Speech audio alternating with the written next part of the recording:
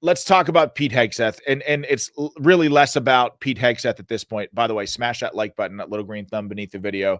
I think we're close almost to 300 likes already, and that's pretty damn amazing. Something's going on in the media. Seriously, something's happening right now, and I think let me give you a quick situation report. I think that Pete's nomination for Secretary of Defense 3 or 4 days ago was in danger.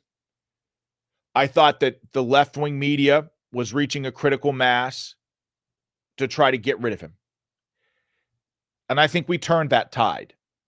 I really do believe we turned a corner. President Trump released a statement today saying Pete's doing amazing. He's a winner. Okay.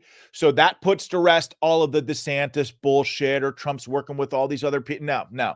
Trump supports him, and that's a big deal. I think we turned the corner. JD Vance spoke out on Pete this morning as well. Listen. Because I know that's what people are focused on. Look, importantly, Pete Hegseth is going to get his appearing before the Senate Armed Services Committee, not a sham hearing before the American media.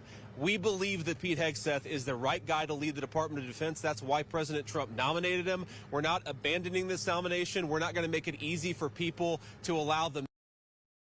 Our Secretary of Defense is Donald J. Trump, who just won an election by a very significant consent of the United States Senate.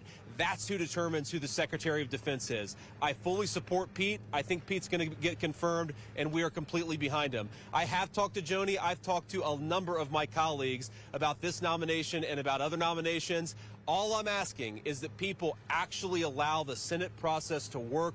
We do not determine important government officials based on anonymous sourcing from the American media. We determine who our officials are through the nomination process, the advice and consent process of the United States Senate. That's how it should happen, and that's how the president's nominees are going to work through this process. The advice and consent process is a power that is bestowed on senators in the Constitution. It's an important process. Of course, I support that. I took an oath to protect and defend the Constitution. I'll never go back on that. It's an important process that must be respected. Advice and consent. No part of that equation includes the word obstruct.